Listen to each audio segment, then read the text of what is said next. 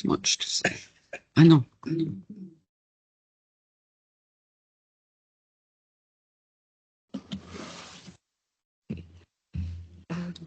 Good evening. I think we want to start now. There were processes and procedures to enter the room, but we are very happy to have with us Marcus Ferber as one of the speakers, and I hope Mr. Robin Edme will be online as well for a discussion, a debate on something which has been with us a long time, but which is even more topical today, which is competitiveness in a geopolitical world. Let me welcome as well Domenico Rossetti. I am Secretary General of Group Europe of UEF. Mr. Ferber is Vice President of the Union of European Federalists. We have also with us Mr. Domenico Rossetti di Valdalbero, who is the Secretary General of UEF Belgium, and helping to introduce the debate.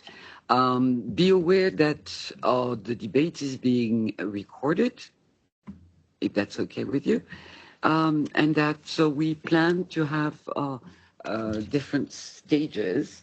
But before I introduce a number of questions to structure the discussion, I would like to ask Mr. Rossetti to make a general introduction to the issue. Yes.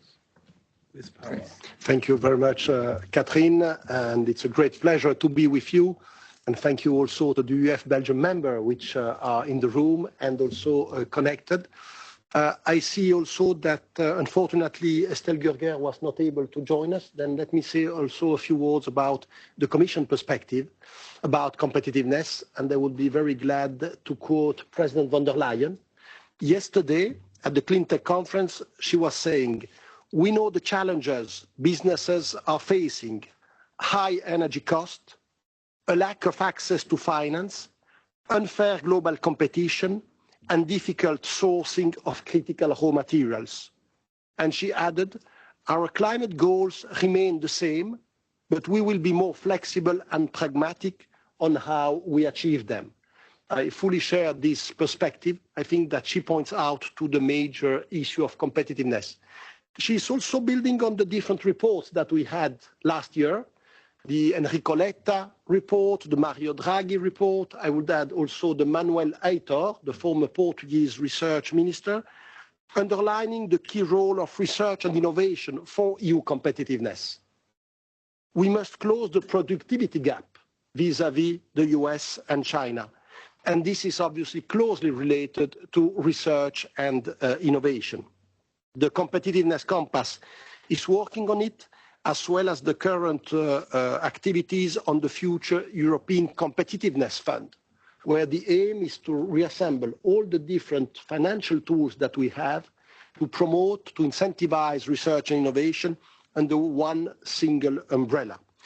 We need in Europe to improve our total factor productivity, including by using more efficiently digital technologies and artificial intelligence. That's where a major productivity gap vis-à-vis the American and the Chinese was visible. Competitiveness is also a question of resource-efficient growth. We all had in mind the European Green Deal. Europe wants to get rid of fossil fuels and to be a carbon-neutral continent by 2050, but with economic growth, with prosperity, and with well-being for its citizens. A key point for competitiveness is also our technological sovereignty. In these sensitive geopolitical times, with threats on both East and West, we must reduce our dependencies and increase security and resilience. And this was also very well described in the Ninisto report a few months ago.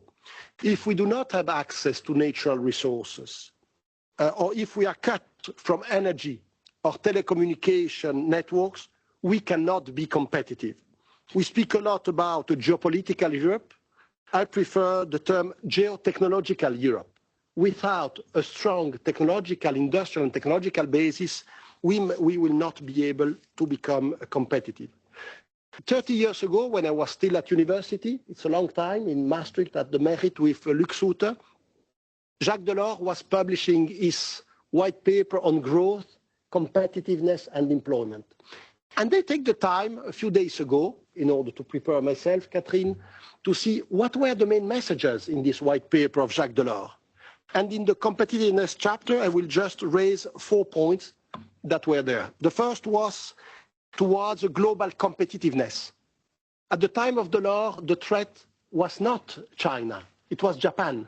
Just remember the Sony Walkman, the Panasonic and the Pioneer radio, the reliability of the Toyota cars.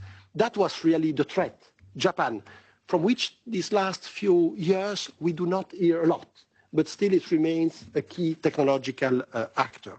Today, obviously, we are more afraid about Huawei, Alibaba, and BID. And due to the Trump administration, our relation with the US are strongly deteriorating. The second point of Jacques Delors was making the most of the internal market. It's completely actual. In the Competitiveness Compass, the European Commission presents the 28th regime, this optional legal framework that should provide a single, harmonized set of EU-wide rules, including on corporate law, on labor and tax law. There was a third element in the Jacques Delors white paper, which remains very valid, is the trans-European network. Today, when we see the still existing bottlenecks at the national borders, be it for electricity transmission lines or for high-speed trains, we see how much Jacques Delors was forward-looking. Even if you are an eco-altruist, you are always thinking to pay a train ticket, a very expensive train ticket, rather than a low-cost air company. Green transport modes are not yet sufficiently vibrant and competitive.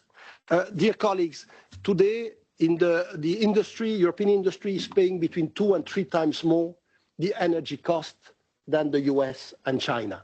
This is a major barrier, especially for energy-intensive industry. Just think to the chemical industry that is consuming a lot of heat. Just think to steel, glass, ceramics, and many others. This is a key question for competitiveness.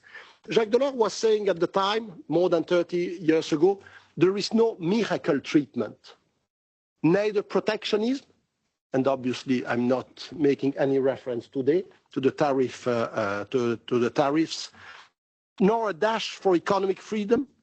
And Jacques Delors, which was more on the left wing, was saying, turning on the tap of government spending and creating money can, like a narcotic, produce a short-lived illusion of well-being, but the return to reality will be all the more painful. And that was Jacques Delors in 1993. Dear colleagues, just before German reunification, Germany and California had the same GDP per capita. Last year, a Californian had a GDP per capita more than 50% higher than a German.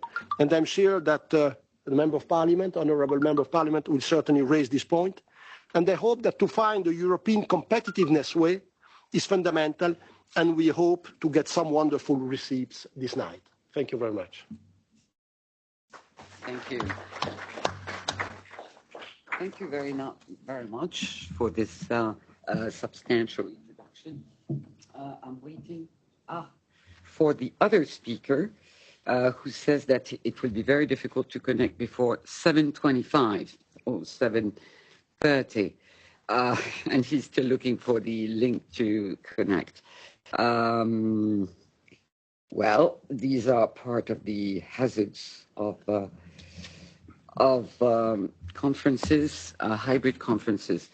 But as Domenico mentioned, Mrs. Goeger indeed apologized. Lots of things are happening these days. And today there was something with the ECOFIN Council agenda, which was making it impossible for her to be present. It's a pity, but we have to manage. without her. And I think we'll catch up with Mr. Edma, who is a senior expert in sustainable finance, and he is somewhere in France.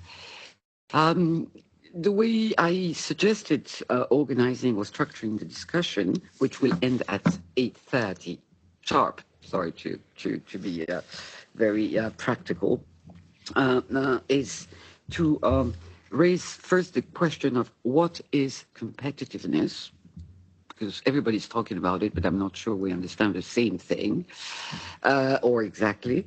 The second question I would like to address is the question of the scarcity of resources in European Union and the issue of internal fragmentation. Last, I would like to broach with Mr.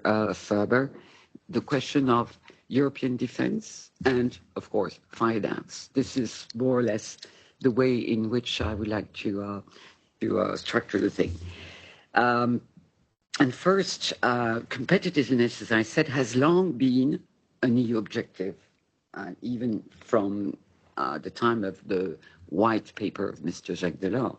Look at chapter 10 in particular. At least, and especially after 2008 and the financial crisis, we then were through 2 decades of slow growth, and this gap of competitiveness towards the United States has widened. Mentioning Mr. Draghi, who will be, of course, our perfect reference for reflections and debate, is the gap in the share of world GDP, which has grown from 15% to 13%, 30, twice, in 2023, as compared to the United States. So obviously we are losing ground. Then what is competitiveness? Is it mirrored by what Mr. Trump seems to think, or very much so, that is a trade surplus? Is it, do we have to understand that this is at bottom what competitiveness is about? And the paradox being that the EU has a trade surplus, so we should be more competitive. Of course, okay, it's relative trade surplus. So I'm a bit lost myself, and I hope to get more and better understanding at the end of the conference with your help and the help of the participants. There is a paradox, or is competitiveness about multidimensional loss of economic capacity to generate added value and prosperity? Now, what do you have to say about Mr. Trump, Mr. Ferber? Lots. Yeah, thank you very much. First of all, I'm very pleased as Vice President of the Union of European Federalists to be here and to have the chance to speak here from this famous room from the European Commission. For a member of the Parliament, it's always a great honor to be in the permits of the European Commission. But having said that, I think what we are seeing at these times is really something I thought I will never see in my lifetime. And so I'm a baby boomer generation. I grew up, finalized my studies when Germany got its reunification, when the Iron Wall broke down, when we started open Europe to the Central Eastern countries, which are now member of the European Union. And I really went with an optimism in this world. Wow, what a lucky generation I am, or people in my age, to live in these times where we have overcome all these threats. And then we saw some obstacles that we are not living in this wonderful time anymore. And we cannot start without discussing the horrible attack from Russia against Ukraine, where we think Ukraine has the right to decide where it wants to belong to after it got independent in 1990 as well. And we thought we can offer something serious, and we had the feeling that the majority of the population of Ukraine was accepting that, which means, of course, closer to the West and at the end, member of the European Union. And that is now put into threat by the Russian aggression. And we see in these days that even that, what Europe is about or was about, as well as we have been founded as an economic community. And that's why I can really rely on what Domenico has said already. that in this world will continue and will be, because of trade relations and trade interlinks, better than ever, because no one will put out a circuit or make a circuit breaker, because that will destroy everything. And that is what we see at the moment.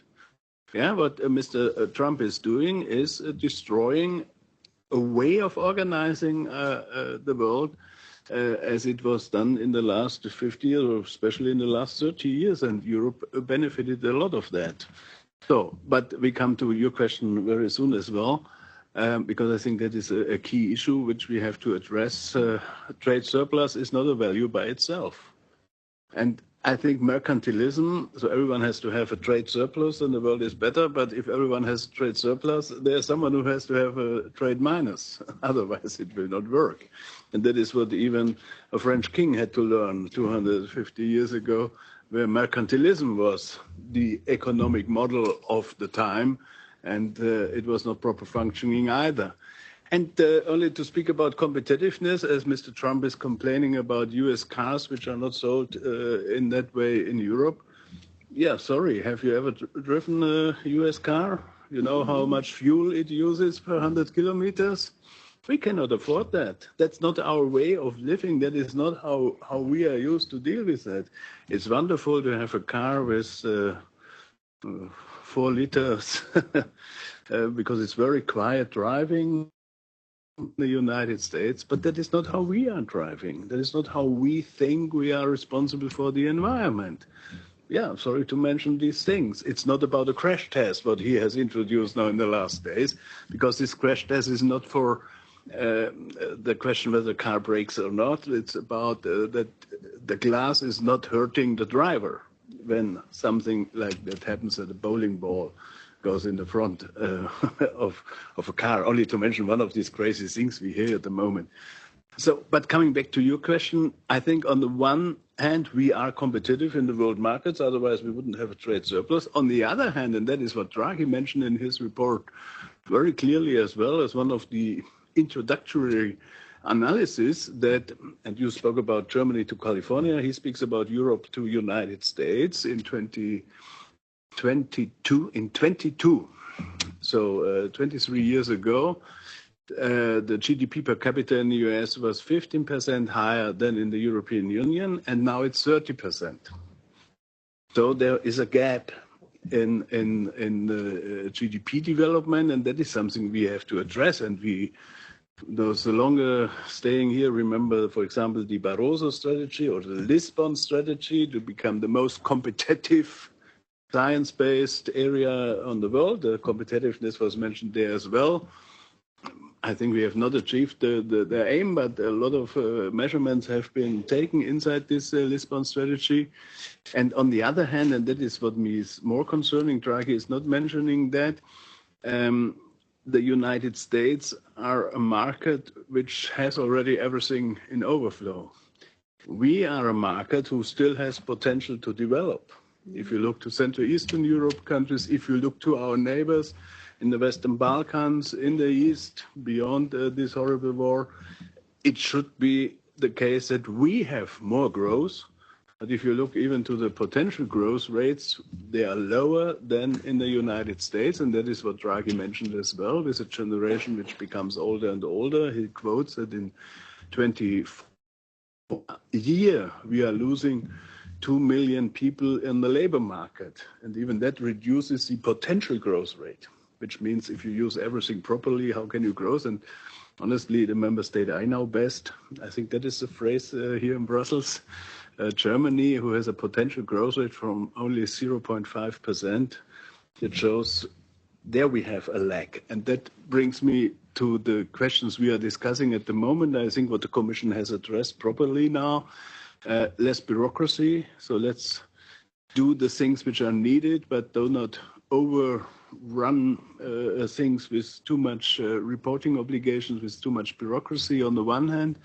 The other thing is we are very good in innovation.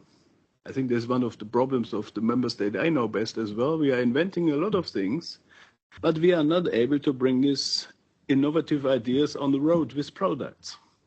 Other markets, are they better? You spoke about China, and the four Asian drakes was at this time the phrase, South Korea and others. Singapore, who was the four drakes, states like that. That was the challenge of the 80s, and I couldn't agree more.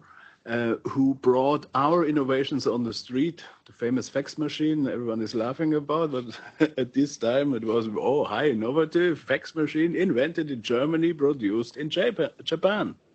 Yeah, a classical thing. And we had long lists at this time of this problem, and we still have this problem. And on the other hand, we learned, and that is, I think, as we Europeans used all the possibilities of the last 30 years of this way of organizing our economy, that other areas became more and more competitive for a good sake, because the living circumstances for the people are better there. India, which is a closed market, we are more open to them than they are for us. That's why I appreciate that we are negotiating for the moment a free trade agreement, that we have better access. You remember we have a free trade agreement now with Japan as well, which was a closed market as well in the past. And I think that is needed as well to overcome the US. And the last thing, as you want to get an estimation about the United States, I have the feeling that the president has a lot of advisors who don't give him advice, or he is not listening to the advice they give him, or they only applaud about everything he says. But that is, if Ursula von der Leyen would behave the same, asking someone, what do you think, and say, oh, I don't like what you say, go away, will not bring us forward. But that is what we see at the moment. He thinks he knows everything better. Maybe that an economy like the United States, where 90% of the goods are dealt inside the United States. You have to be aware of that. In Europe, we are around below 60% at the moment. It was already a little bit higher, but COVID brought us down, and I hope we can reestablish that, and the economic crisis before. So they are less dependent from other markets than we are. Of course, in some areas they are very dependent, and they do not have the resources to overcome that. But Take 5 is a wonderful music. Yeah, I like it.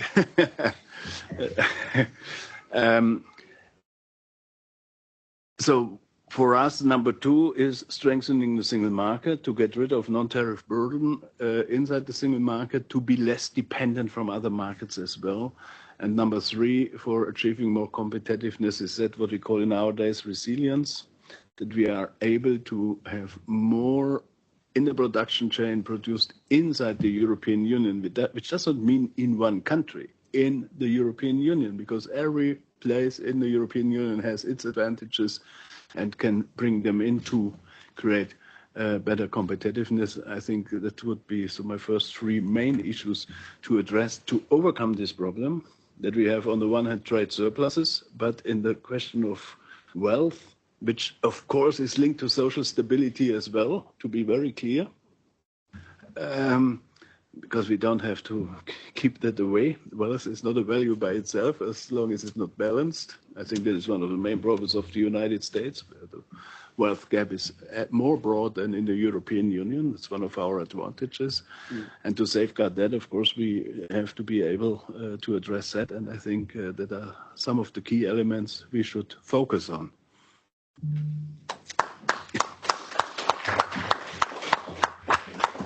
Thank you. I think we may have to clap you further, because this was a substantial response to my difficult question. I should also mention something, which is that you know a little bit about competitiveness, because you're the chair of the subcommittee on tax matters. That's another issue of interest. And you're a member of the Economic Affairs Committee in the European Parliament. So I think you've studied a little bit more than I have. And thank you for your answers. Now, to return to the issue of dependencies, before I turn, I have, and I think you accepted, seen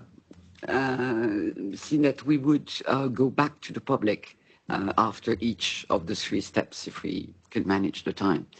And wait for a few questions to come from you. So be at the ready. The question of our dependencies, as it has been said several times, in the golden age, the past golden age of globalization, we outsourced our energy needs to Russia, our economy to China, and our security to the transatlantic alliance. Now, in the new geopolitical world, the age of minimizing costs, that is, the quest for comparative advantages, is over, or may well be over. Now we are faced with critical dependencies, you mentioned already, a weakened economic security. How can we manage a strong transition and not hang on to the status quo? And I'm sorry, Mr. Ferber, because the other speaker does not exactly show up yet, even though I exchanged an email. Status quo?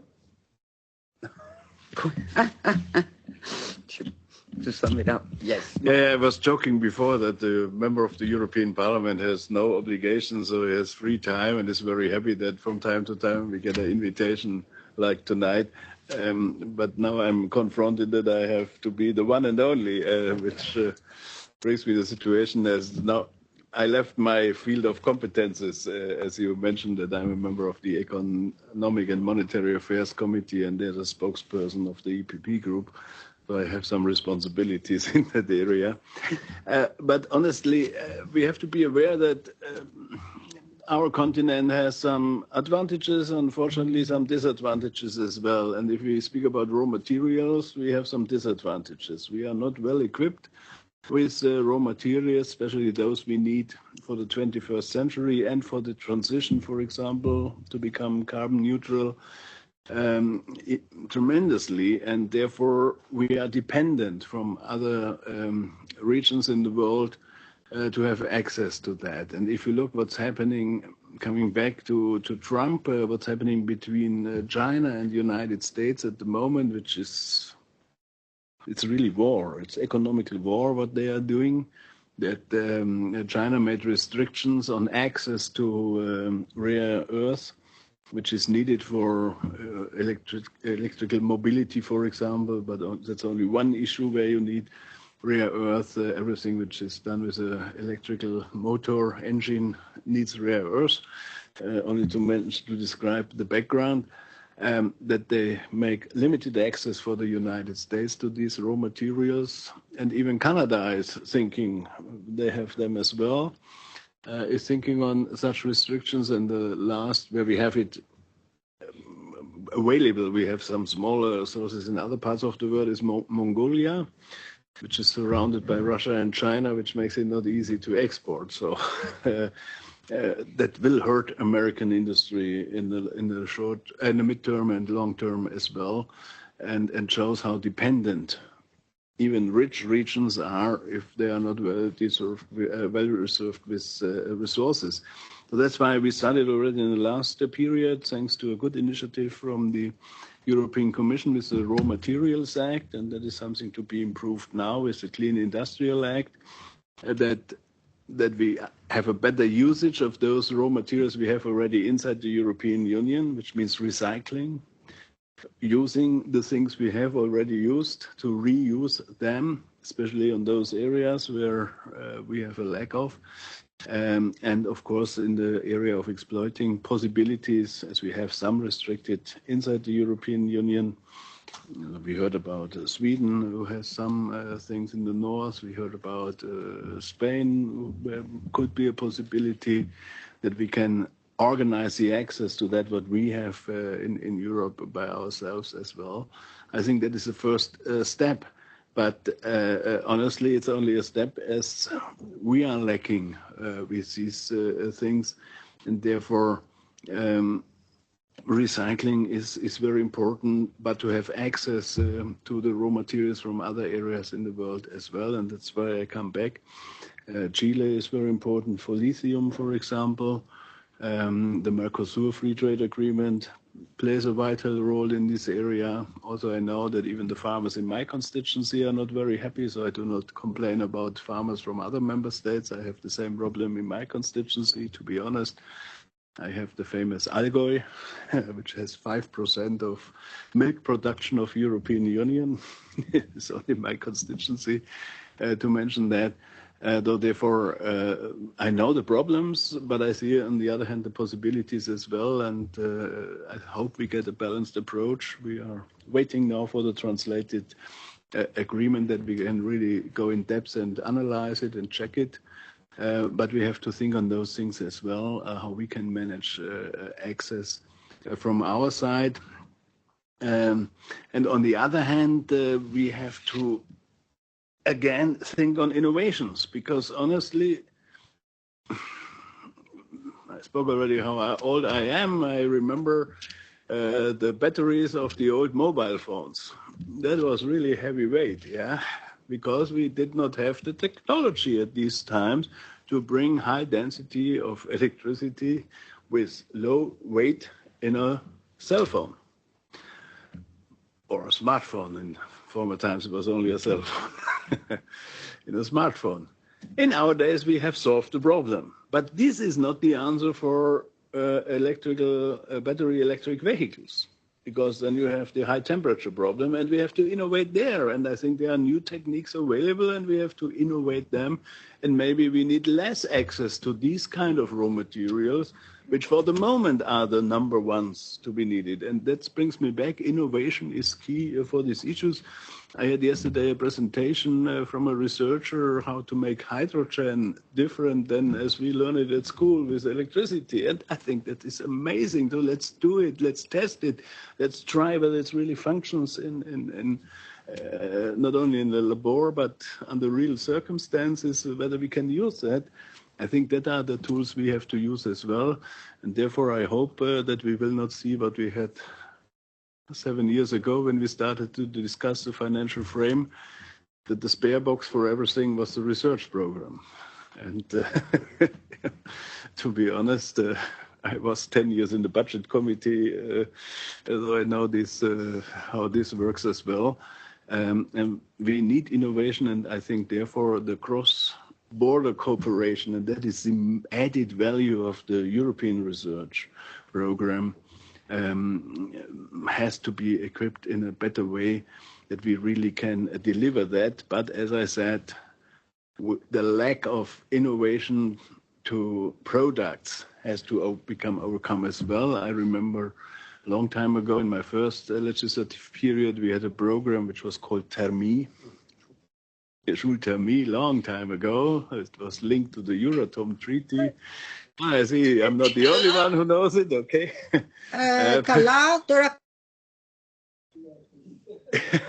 Well, maybe we met over there. I was a little bit younger than now. But that gave us the possibility to make prototypes and to finance prototypes. And I think that is something, as for the moment, research is pre-competitive. And we take care on that because of WTO and all the things, but maybe WTO is not existing in that sense. I'm not quoting Trump, but maybe we can spend some money on that as well, that we help the industry, because at the end, if we can show it works to do the scale up, that can be privately financed, but you need the first risk taker in the public hands, and I think that is something Europe could deliver as well. Only to mention a few ideas from my side, where I think we have a chance and should not be as pessimistic looking in the future as some in our days do. We are not as bad as other people tells us. Great. Thank you. You actually gave elements of response to my next questions about competitiveness with in energy, which is one of our problems. I understand you are luring us with the search, and I think not just luring us, because there are proposals on the table. Obviously, we have the Clean Industrial Deal, we had the Net Zero Industry Act coming from the Commission, and this idea of having our own path towards competitiveness, or better economic prospects, reuse, recycle, decarbonize, and negotiate trade agreements in order to have access to raw materials and other rare resources. This is probably the one path that the EU must now actively pursue. Could I interrupt now and to ask the public whether at this stage they have one or two questions on what? I mean, you can also ask a question. Domenico, if you have one. Giorgio has one.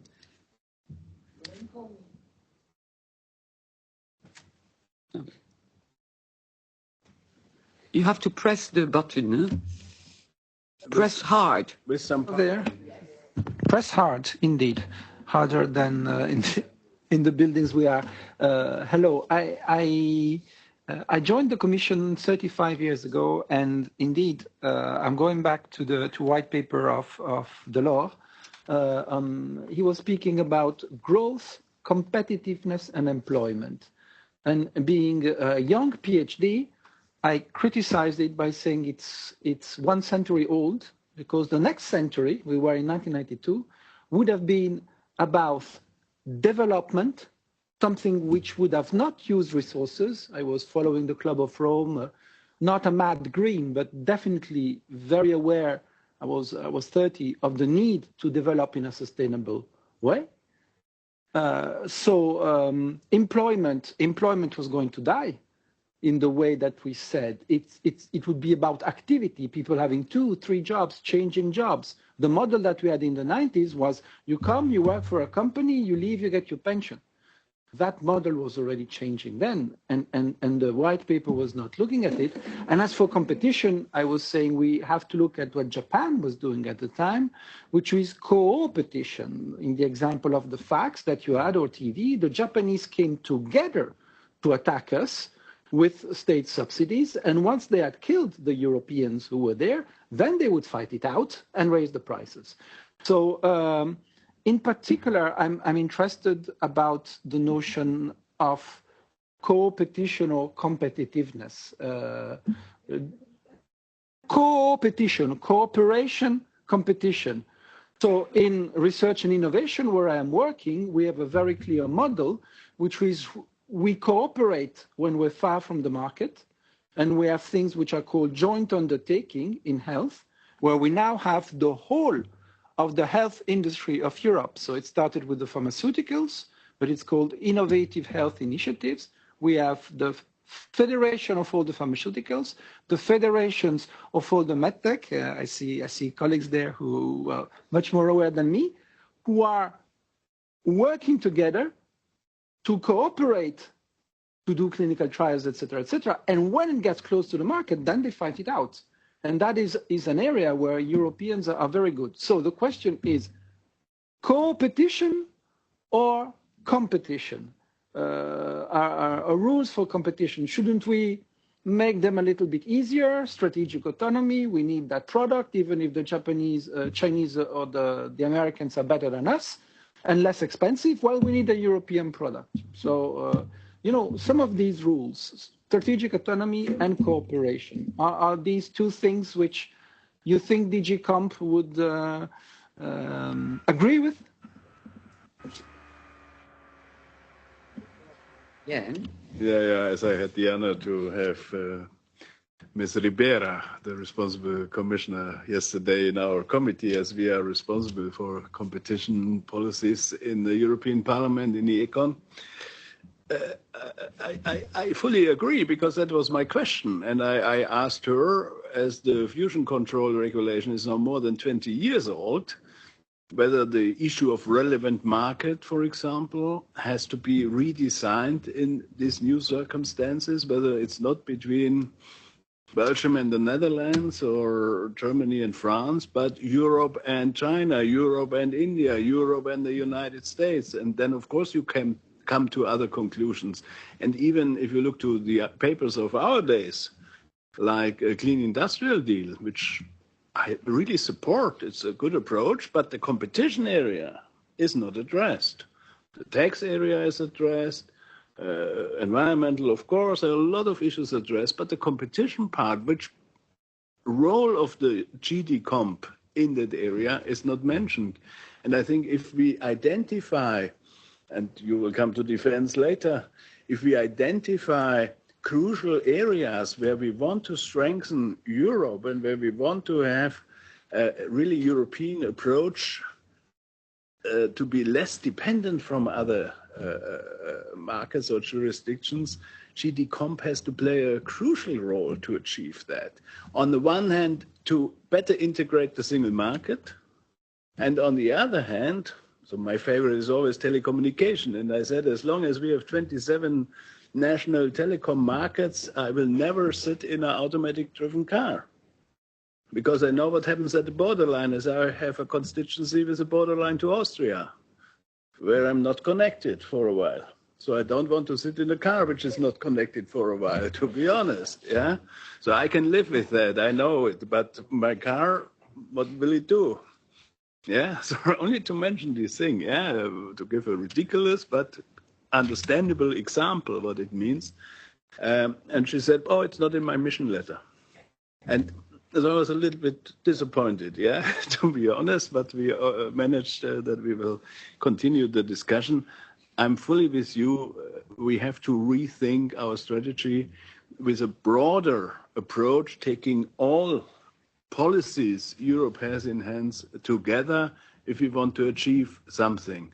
And therefore, I think GD Comp plays a very crucial role in the good sense, if it is adapted properly, or in the bad sense, if we are not able to succeed. But to be very clear, and that is in my conviction as Vice President of UEF, the main problem is not GD Comp. The main problem is not the European Parliament. The main problem are the capitals, the national governments. The main problem is the Council in all these areas who is not ready to move because everyone has, oh, I have my national problem, I have my speciality that has to be safeguarded.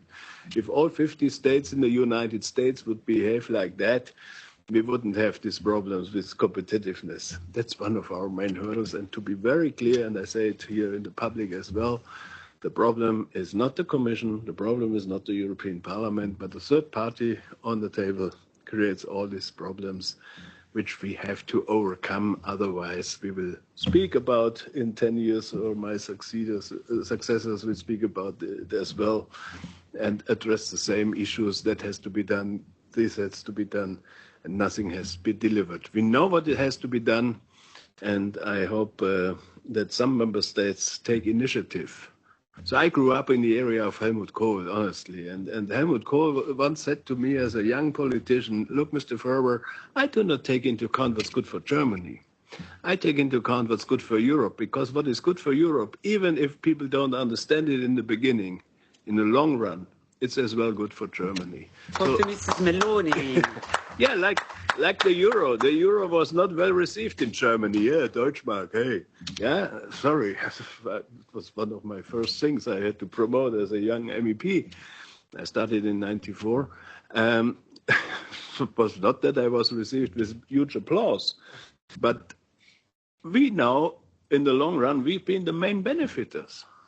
Germany, the export nation Germany, has been the main benefiter because all the problems afterwards, we did not have this high value of the Deutschmark in relation to other currencies anymore. So competitiveness really came in higher salaries to our workers and not in a different ratio between the currencies, only to mention one of these things. And that is what we need, these convicted Europeans who really mean Europe when they say it and deliver, even if they understand it's in the short run, not directly in the benefit of my country, but in the long run, a benefit for all of us. And that is the mood we need again on European level. Sorry, I grew up with that and I have it still in my heart. That's why I'm so convicted and dedicated to the European Federalists. Well, thank you. Could I have a follow-up, unless there is something from the public, but a follow-up question to what you mentioned about competition? I think the Commission has moved in a cautious way on that regard. The problem being, there is always a risk of fragmentation, the risk that we see member states, as they've often done in the past, vying with each other, you know, what we call the national champions. They all want to have the leadership.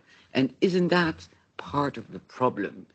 That it's happened with Galileo, for example, which is a project, the European Space Project, satellite project, which lost 10 years, from what I read, because I wasn't there at the time. 10 years were lost because the member states just wanted to be leaders each. Couldn't that be part of the issue? A counterexample is the famous discussion, I'm French, okay? The Siemens, you know, in the train area, Alstom. Siemens Alstom, yeah. Which is a counterexample where apparently, I'm not an expert in the area, the member states, or two member states, came forward and they complained. They said, we want to be competitors with the Chinese, hugely subsidized companies in the regions, etc. I mean, what kind of a response do you have on that particular issue? Oh, now we are really in the depths of issues. Honestly, on the Siemens Alstom, I did not understand what the Commission did, because it is a question of the relevant market, which I mentioned already. If you say, then this company has 100% in signaling railway systems in Europe, you are right, and then Commission should not allow it. But if you say that is still a small company in comparison to Chinese competitors, who at this time have been very active in Central Eastern Europe as well, using European money from the cohesion fund, for example, and competing in all the tenders we made, there was a question whether we can create a unity which works. I know that GD Comp at a later stage made an analysis and came to the result it was not as bad not to allow it because the markets have developed differently, but you never know how markets would have developed if you would have allowed. So it's always a little bit of a glass half full or half empty in the estimation of what has happened afterwards. But I think at some stages we should be able to create a more European approach. I mentioned telecommunication. How? Yeah, but only to mention telecommunication, easy to understand. We have now in Europe more than 100 telecom operators, and we organize a competition in each member state with minimum 3, for larger 4. But these 3 or 4 are not allowed to be a number 1 in the member state as well. And of course, we have national competent authorities who take care that this competition is functioning under the oversight of the European Commission. But that creates an environment where we are never able to deliver these scale-up effects in telecommunication. And it's not only automatic driving, what I mentioned, that is more easy example. But if we would have a regulation that in whole Europe we need minimum 5, like in the United States, there you have even less than 5. Global, also US-wide telecom enterprises. I think that could create a more competitive area, even for us as consumers. It means cheaper prices with even better quality. We wouldn't have these roaming discussions, yeah? All the young children coming to me as visitors from schools, oh, they're very happy that we made roaming. It's always my first question, did you get the message, the text message? And, oh, it was a parliament. But honestly, that is old-fashioned because of this national approach. I think we should think on some areas. Energy, I think, is another one. If we want to have a good energy supply, which is key, as one of the factors of competitiveness. We have to be more European in the energy sector. I know Germany is not the front runner for the best solution in energy policies. I say it by myself. And when the decisions have been taken, I said Germany can only afford that because we have 9 neighbors. Yeah, and that is unfortunately what we are doing. We do it against our neighbors, and that is not very comfortable for the neighbors. Can you explain that? It is very easy to understand. If we have a lot of wind and a lot of sun, we put all the electricity to our neighbors in the nets. If we have no wind and no sun, we ask all our neighbors to deliver electricity, and you have to manage your nets. France is one of the front runners. Belgium, even Poland has to deliver or is overflown with electricity. Sorry, that is not a serious approach, and that's why I complain about this German strategy, which is not a European one, was never discussed with the neighbors and is on the shoulders of our neighbors. Thanks God we have 9 of them. we can manage, or it's possible. I said if we would have been Portugal, our strategy would fail because we would have a lot of blackouts. To be very honest, yeah. Only to mention that, but that's why a German is always a little bit shy speaking about electricity market, because everyone knows we need it, but we need it as Europeans as well, as we will always have higher energy prices. You mentioned in the beginning dependency from Russia or outsourcing energy, low energy prices to Russia. As a failure, which came back after this was not functioning anymore. So therefore, I think we should think about a few markets where we can go to the next level of integration. Or my favorite is trains. Why do we have such problems with cross-border trains? So number 1 was language. I think it was the third package, railway package, where we made the driving license for how is it, train drivers? I don't know the English word. In Germany, we say Lokomotivführer. It's a wonderful word. Because every member state said these train drivers need to have language skills. So on the trucks, we don't ask that, but on the trains, it is demanded. So we made a driving license. Wow. And now we have, with the 4th railway package, even the question that a train is not licensed individually, but that we have the same as in the planes, within the aviation sector, that a new product from Airbus, for example, that not each plane itself has to be licensed, but the family is licensed. So the E380 is licensed, so each 3880 is licensed. Last one was A350, to mention the last ones. So once it is approved, you can produce them. In the railway sector, we have individual licensing, train by train, member state by member state. It's crazy. I remember the first ICE, which was brought from France to UK via the tunnel, was not allowed to drive by itself. It was a Eurostar pushing the ICE through the tunnel because did not have the license to go through the tunnel. Sorry, that is crazy, because not only us as MEPs who want to go to Strasbourg from Germany, for me, Augsburg, Strasbourg, best would be the train. It's a nightmare because I have to change minimum once the train, and don't complain about Germany, but that's another story.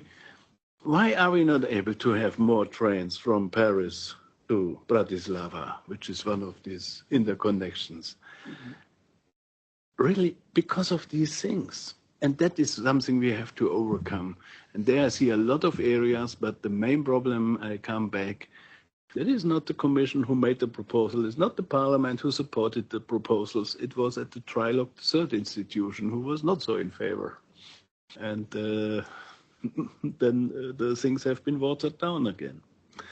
Sorry, I'm really fighting for that, because after 31 years in the European Parliament, mission not yet accomplished. I want to see progress now, because I work for these things so long already.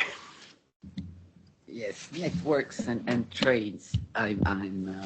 Only to mention a few of them. A few speak for hours. Yes, yeah. Trains it's a beautiful story. I mean, I studied that not long ago, because this is such a perfect example of loss of efficiency and scale and speed and etc. Now, if there is no question, thank you for your beautiful examples. I another difficult question, but maybe, let me see. Simplification. The omnibus packages that the Commission is introducing these days, this is high on the agenda. Mr. Draghi, for example, says we need 19 months for a legislative act to be adopted at EU level. And then we also have to wait for the member states to implement. And sometimes they implement badly, well, on top of that. So it is very, very slow. So we want simplification. But what is the true target of that package? And I've read about debates on that issue, and some people say, well, this is in fact more or less some form of deregulation. And we are stepping back on our commitment to environmental and social. Tim Tim had yeah, that's, yes.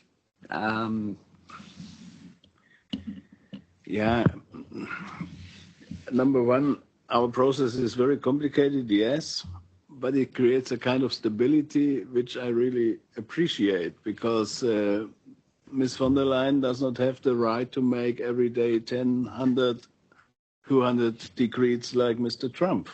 And I'm really surprised that the Capitol Hill is not responding to that, because it's all legislative power which is used by the president itself, and no one is complaining about that. So in Europe that does not work. Or even if you look to a lot of legislation in the United States, the Senate mandates an authority, and then the authority sets the rules. But the authorities are politicized. All the chiefs of authorities are now changed with the new government, with Republicans and friends of Mr. Trump. So even in financial services, we are concerned that SEC and CFTC become politicized and misused against us in the financial sector, for example. As that is the area I know best. And that goes for consumer protection, FDA, the Food and Drug Authority, which is really was a good authority because it was invented because a lot of problems have occurred in the United States in the 19th century. And then this was established by the Hill, by the Parliament. But now it's politicized by Mr. Trump. And then I appreciate our system, which is a lot of checks and balances, which takes time, of course, but it creates stability and trust as well, because it's really functioning. Mm-hmm. So therefore, I'm not so pessimistic. The other thing I think is more crucial. What is simplification and what is deregulation? Yeah, and that is, of course, a small path we have to walk through at the moment. And I think as we have the first omnibus in front of us, streamlining the data requirements between CSRD and CSDDD makes sense. That if you ask the same data, that is the same data for both regulations and not a similar data, because that creates additional bureaucratic burden. But on the details, of course, one can say, well, a lot of things which have been achieved are now put into question with this simplification procedure, and that is for the moment what we are discussing in the Parliament and the first omnibus, which covers CSRD, CSDDD, and a little bit of taxonomy and CBAM. And I hear that the Council has similar discussions, yeah, because it's not so that everyone said, yes, we are in favor of that, and now a few years later we say, oh, sorry, we made a huge mistake. What the hell did we do? Now we have to change everything. No, it's a little bit more complicated.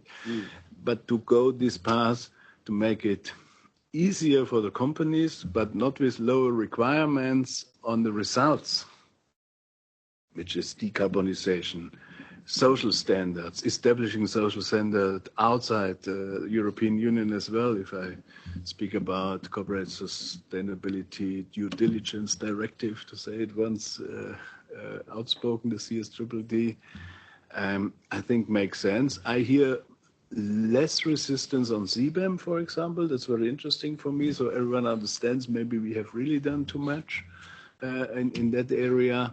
That it makes me a little bit optimistic. And on the streamlining of data, no one complains either. So I think we should concentrate on those things, and then I think we are on the right track. And therefore, I think the Commission proposal is quite prudent in between this negative and positive scenarios on this narrow path to achieve the best. So I'm quite optimistic that at the end we will be very close to the Commission proposal, as having read the impact assessment, it shows very clearly that that is the right answer, not to get rid of the aims, but to make it a little bit easier for the companies. Thank you. I think we have a question coming from Daphne, and I will try to let her in. Many thanks, Catherine, and many thanks to our Vice President for this excellent presentation. We really appreciate, and honestly, I appreciate a lot what you just said, Vice President, concerning the omnibus proposal.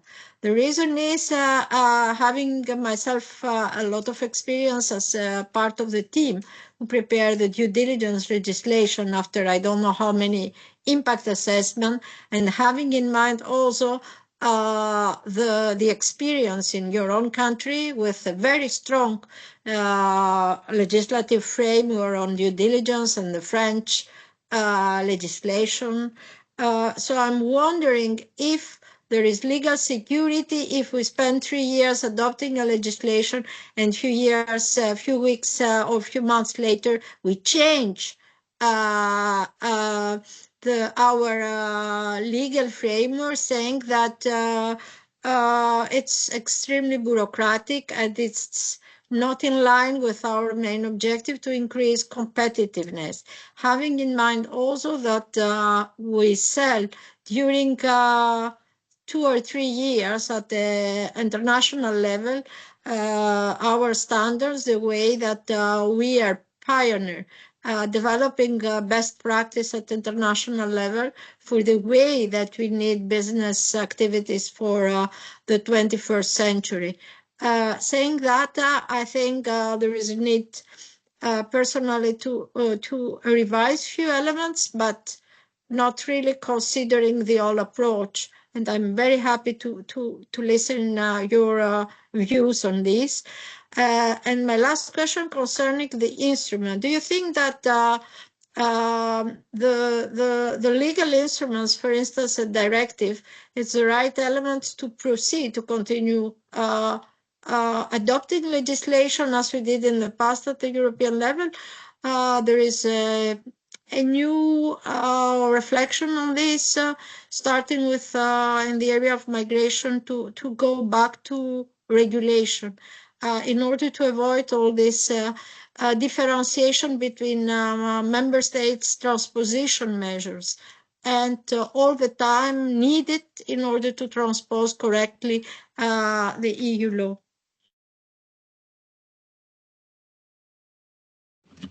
Yeah, thank you very much, Daphne, and it's a pleasure having you here as well as a bureau member of UEF. Honestly, that is the old question even from the late 80s, after the first change of the treaty and the developing of the single market, whether a regulation or a directive is the right approach. And we had waves, it's like waves, yeah? So we had times where directive and subsidiarity and national possibilities was in the center, and then harmonization, full harmonization via regulation was more in the interest, and we see these different waves. But I think it makes sense to distinguish between various areas. If we want to create a level playing field, the regulation makes more sense. If it is really a question of subsidiarity, sorry, I negotiated more than once consumer protection in the financial sector, where we have really different national legislations. Their minimum standards make sense, and then member states can put, according to their national historical experience, things on top of it. So I think we should be more issue by issue, whether it makes sense to have a full harmonization, which is regulation, or to have a minimum or a frame harmonization, which is a directive. And therefore, you will never hear from me, we have to do everything as a regulation or everything as a directive. I think it belongs. Coming from Bavaria, and you know Bavarians love subsidiarity. Yeah, we drink it with the milk as babies. I once said the first word Bavarian babies can say is subsidiarity, not mom or dad. So I know what I speak about, but even we know that sometimes it makes sense that we have really a European approach. Take the famous example of data protection, the GDPR. It was in the past a directive which at the end created an environment with fragmentation, which was not a helpful tool because no one knew what is valid now. With the regulation, whether you like it or not, it's for one omnibus foreseen as well, but it created a level playing field cross-border in the European Union. And you knew what is the reality, what I have to deal with, for example, as a company, even as an SME. I do not need advisor country by country. And only to mention that as a good example that a regulation makes sense. And you mentioned a few of them as well, but I think it belongs on the issue. But we should get rid of these waves. Yeah, more centralized, less centralized. I think it really depends. And I think Commission makes a very prudent analysis whether what is the right tool, because we know that, especially coming back to my favorite problem maker, the Council always puts into question whether regulation is needed in that area when it was proposed by the Commission. And normally it's the Parliament who pushes with the Commission that we get a better harmonization, which means a regulation. I can imagine, I remember even when we started to implement capital requirements, we have a CRD and a CRR, a regulation and a directive, and what has to be done where. Oh, I really thought we are destroying Europe when we put everything in the regulation. In our days, no one complains anymore because we have a level playing field, and that delivers good results for all of us. Yeah. People with saving accounts, so normal people like me, for the entrepreneurs who have access to finance, it creates a stable environment cross-border, and then I think we're on the right track. So if I get it, you're not the typical German federalist, okay? Yeah. The German federal word, the word federal in German means something different than the English word, I know, but I'm a member of the European Federalists, so in the English sense of the word. Yeah, the federal government in the United States is the central government. The federal government in Germany is the central government, but federal in German means organized according to the subsidiarity model. I know this problem. I remember when Roman Herzog, the former president of the Federal Republic of Germany, was speaking in the European Parliament. It was in the late 90s. He said, there's only one chance to build Europe, but I know this word is not well received here because it has different meanings in different languages, but it starts with an F. That was the Roman Herzog approach, not to mention it, but to mention it. Yes, indeed. That's a nice one. We should have a long seminar about the different meanings of federal in the different contexts. Now, perhaps I should come to the last question. If you still have this energy and good humor that you've shown about defense. Now,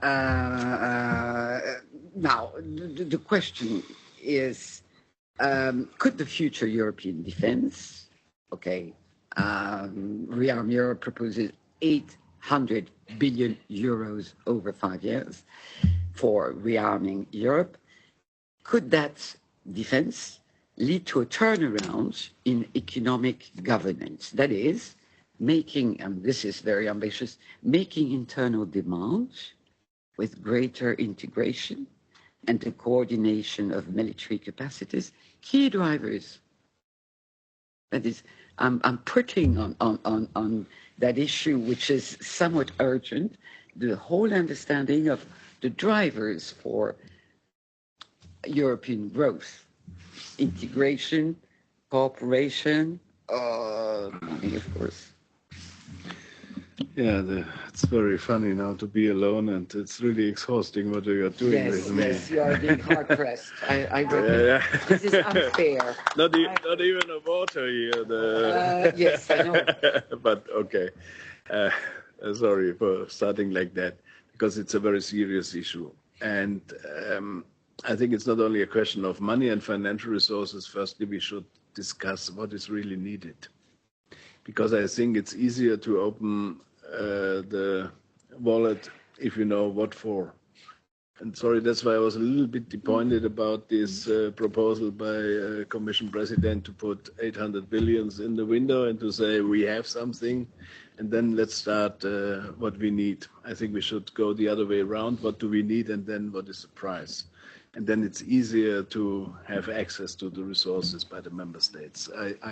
I think so. On the other hand, we have this bad experience from Germany, to be very honest. You know, after the attack of the war, Russia against Ukraine, we had this declaration of the German Chancellor, Zeitenwende, which I think is used in all languages now. And there was a special financial vehicle, as we call it, according to our constitution, of 100 billion euros, and more than 80% of that will be spent in the United States. Because we don't have the products needed. So I think we should rethink in Europe as well, how can we bring our companies together? In the military sector, it's more allowed. Sorry, there was a question from there. Than in the civil sector, in the research program. So that we really get this European approach and this European cooperation. And I think that is something where European Commission can deliver. And I'm very grateful that you mentioned Galileo. Right. Because that is an example for the bad and the good. It was bad as long as it was an ESA project. I'm not blaming ESA, the European Space Agency, but every member state said if I spend 1 cent, I will get 1 cent back. So it did not work in the Galileo area. But then, and I said I was in the budget committee and I'm still in the transport committee. I'm took initiative with some member states, Germany in the lead, France in the lead, and we said we do it in the unity method, so we finance it via the EU budget. And Tajani was at this time Commissioner for Industry. He was the responsible commissioner, and we said very clearly, but the technical competence continues to stay with ESA. They know it better how a satellite is functioning. But you organize, as European Commission, that we have a fair share to each member state, not with the ESA method, cent by cent or euro by euro, but everyone has something. And you know, 2 groups have been built, France in the lead for the ground, Germany in the lead for the satellites itself, the hardware, the systems, France for the software, with all the others together.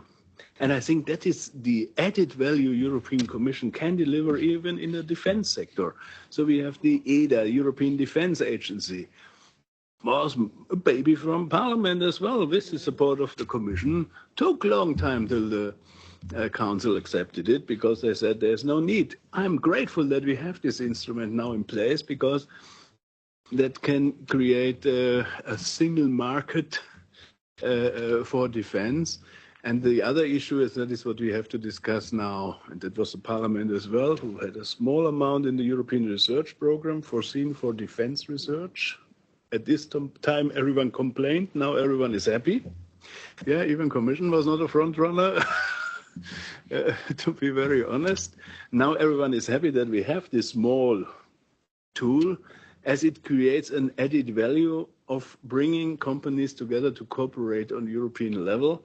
And I think that are the small plants which we should feed and give a possibility to deliver.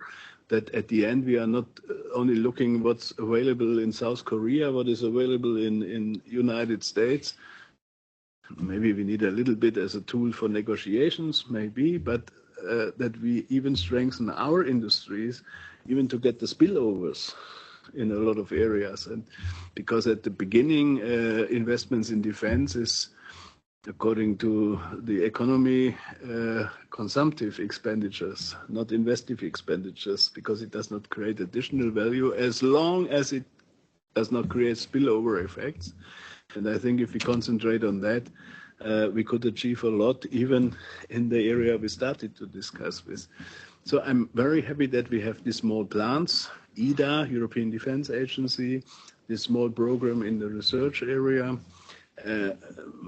as starting tools, and that should be further developed. And the main added value of the European Commission could be if you pool, because 650 billion out of these 800 billions are national budgets, so national defense budgets. Why should member states pool it? Only if they get a return on investment as well, but not in the ESA method, cent by cent, but in a common method that the one has more in aviation and the other has more on the ground and the third one has more in the ammunition, and at the end everyone gets its fair share back as well. I think that is something which can be organized, and that is really what Commission can deliver. I think we should organize the things like that. Number one, what we need is air defense. And everyone understands that it's a European issue, and that protects even Portugal. Yeah, that's one of these questions as well. What is my problem? Oh, I'm so far away from Russia. Yeah, or in Germany, the main discussion is, oh, Putin will never attack us, as he stayed for a long time in the late 80s and early 90s in GDR, and then in the eastern part of Germany. But you have to know, as a KGB agent, that is the other part of the story. But oh, it will never attack us. Yeah, so we do not need to protect ourselves. No, we have to protect us together, Europeans. And to be very clear, we should do it as European Union, open to other states like United Kingdom, like Norway. But then we have Ireland and Austria in as well, who are not NATO members, but are protected as well. Sorry that I say that clear as well. It's not a NATO issue, it's a European issue, but we should invite other partners as well. And there, Norway and United Kingdom make sense for both to bring them closer to us. So Norway from the EEA to an additional tool, and United Kingdom, I think we all have in mind that at one stage they should come home again to Europe. Now, the time is almost gone. I don't know whether Domenico has a question. I had just perhaps a tiny one in 1 minute about the savings and investment union, this grand idea that that has come up in the Draghi report, and which I think is now being pushed forward by the Commission. What can we expect from that? I mean, in terms of growth, in terms of autonomy, strategic autonomy as well. And I know it's one of these issues you worked on as well. I'm sorry, you're the perfect victim. Yeah, I'm squeezed now. I feel like a citron being squeezed to zero. No drop in anymore. But SIU, yes, Letta as well mentioned it in its report. And I was really surprised to read it in the mission letter from Ms. Albuquerque. So it was taken on board by Commission President von der Leyen. Because till now we worked 10 years, and it was Jean-Claude Juncker who invented it on the capital markets union with low results, say it like that. InvestEU. Yeah, but InvestEU is not really a capital markets union. So, sorry, for the moment, a lot of CFOs are running my office because of US tax issues. And I always ask them, if you do a corporate bond, where you place it? Oh, they say in London or in New York. And I say, why not in Paris? Why not in Frankfurt? Why not in Milano? Oh, it's not liquid enough. If you make an IPO, where will you go? Oh, most probably in New York. Why not in Paris? Why not in Dublin? Why not in Amsterdam, to mention other places as well? Oh, they are not liquid enough. And though we still have this problem, the capital markets union is not properly functioning. Where do you do the clearing? In London? Why? Because it's liquid enough. And that is something we have to address. And honestly, we failed, for example, in the clearing with the EMIR 3, which was not the Commission, was not the Parliament, but there's a third one on the table, and I will not mention that again. Therefore, I thought we get a little bit more ambition on that as well. But on the other hand, it makes sense that we try to overcome this typical European behavior, putting a lot of savings on a saving account.